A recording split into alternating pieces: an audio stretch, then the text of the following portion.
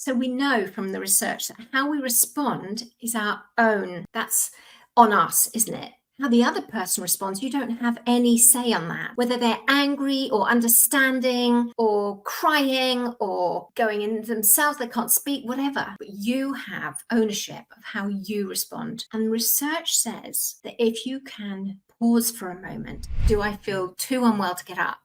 Or what would happen if I got up and tried to be proactive, tried to do something positive, tried to even give to others and see what happens.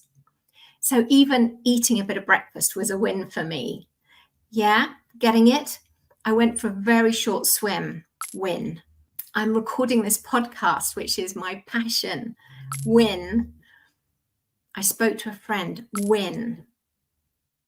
Do you see? So we have a choice of how we're going to approach the day. So even if you are really struggling with a challenge, can you slightly turn it on its head? Because if you can see some positives in your life, it's linked to gratitude. Of course it is.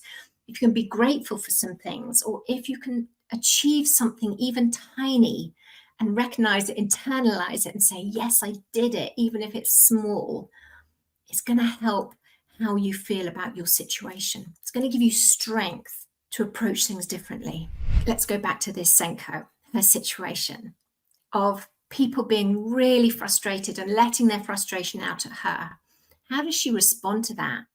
Does she just get really angry and go, it's not my fault, I did my best? How does she respond? So we know from the research that how we respond is our own, that's on us, isn't it? How the other person responds, you don't have any say on that. Whether they're angry or understanding or crying or going in themselves, they can't speak, whatever. But you have ownership of how you respond. And research says that if you can pause for a moment and almost go outside yourself and watch yourself and think, how am I going to respond to this situation? It's very powerful. So you take a moment, you don't instantly do your instant respond, which is likely to be quite fiery, right? Or with me, I go inside myself. So respond and be the adult. Don't respond like a child. Don't respond like a victim. Don't respond like the persecutor, but respond like the adult. And what does that look like? How might that look like for you in the situation you've got at the moment where you've got a challenge?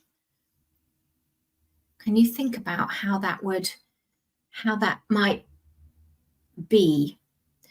Interestingly, Napoleon Hill, who I have a lot of time for, he says, every adversity, every failure, every heartache carries with it the seed of an equal or greater benefit.